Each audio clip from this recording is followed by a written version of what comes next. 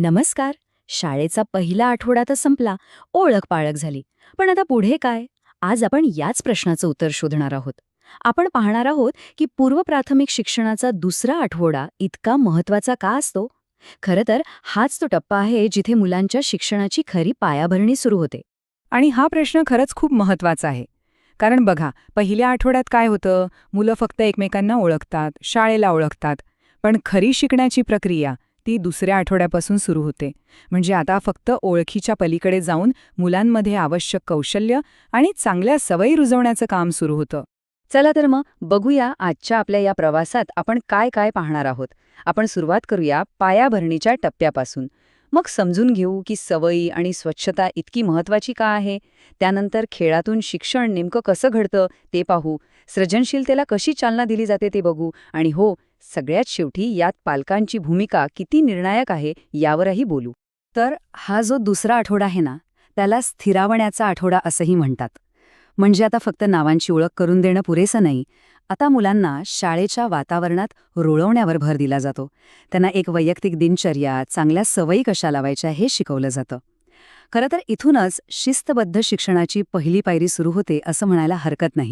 ह्या संपूर्ण आठवड्याची जी मुख्य थीम आहे ती आहे मी, माझे कुटुंब आणि माझा परिसर.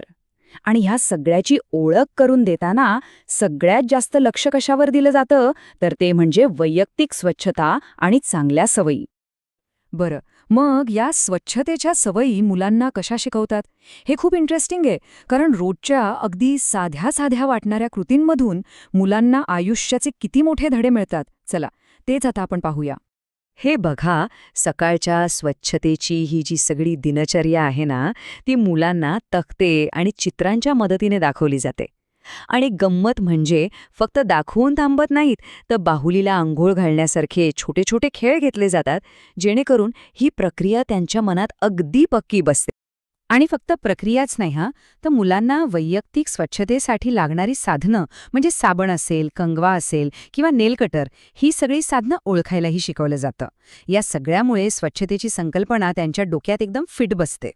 आणि इथे एक खूप महत्वाचा मुद्दा आहे. शिक्षण केवळ वैयक्तिक सवयींपुरतं मर्यादित नाहीये, तर नळ चालू ठेवू नये यांसारख्या छोट्याशा गोष्टीतून नैसर्गिक संसाधनांबद्दलची जबाबदारीची भावना सुद्धा मुलांमध्ये रुजवली जाते. म्हणजे विचार करा, किती लहान वयात किती मोठा विचार शिकवला जातोय. चला, आता एका अशा भागाकडे वळूया जिथे खेळ म्हणजे फक्त खेळ नसतो.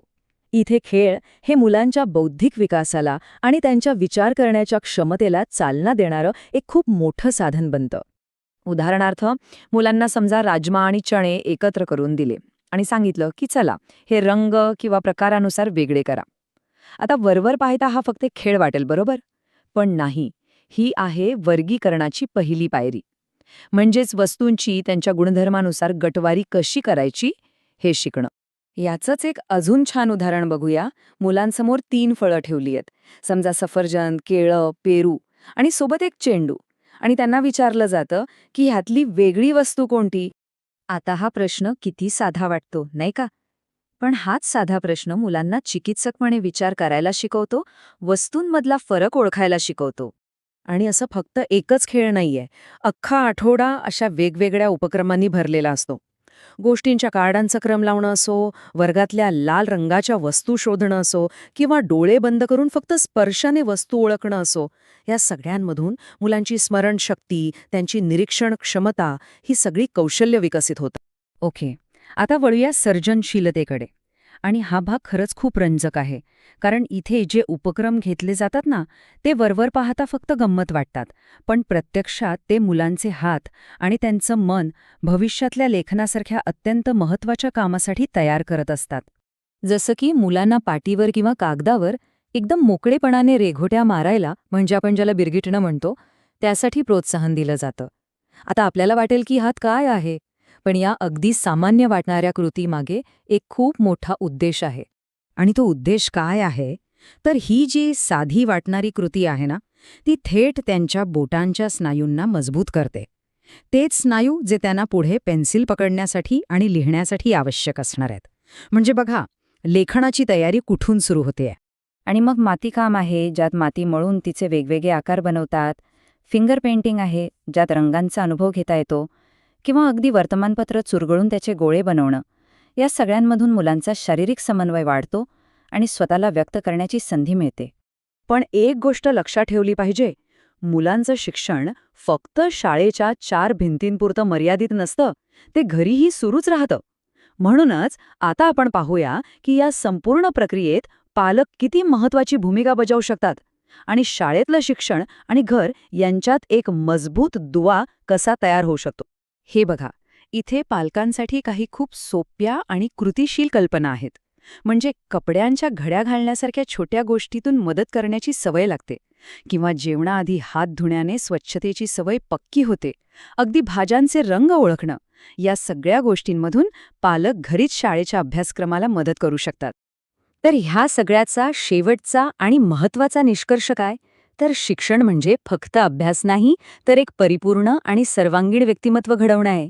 हे जे सगळे खेळकर वाटणारे उपक्रम आहेत ना, तेच मुलांच्या भविष्यातील संपूर्ण विकासाची खरी पायाभरणी आहेत. म्हणून लक्षात ठेवा, शिक्षण म्हणजे केवळ पाटी आणि पेन्सिल नव्हे, तर प्रत्येक अनुभवातून शिकणं हे खरं शिक्षण आहे. आणि हाच विचार आपल्याला बालशिक्षणाकडे एका अधिक व्यापक, अधिक समजदारीच्या दृष्टीने पाहायला नक्कीच मदत करेल.